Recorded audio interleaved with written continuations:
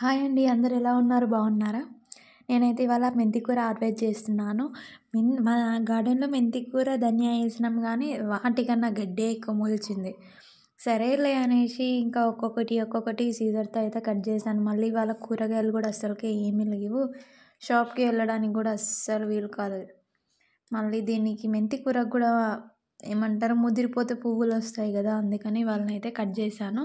పెద్దవైతే cut చేశాను. ఇంకా చిన్నవి అట్లనే ఉన్నాయి. మళ్ళీ ఇంకొకసారికి వస్తాయో లేదో చూద్దాము. ఇంకా కొంచెం అట్లానే ఉంచినాను. ఒకటేసారి తెంపకుండానే.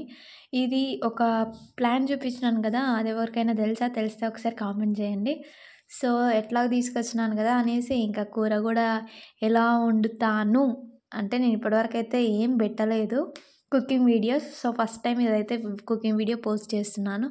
ఫైనల్‌గా కుకింగ్ చేశాక మెంతి కూర ఎలా ఉందనేది చూడండి మరి. Thank you for watching.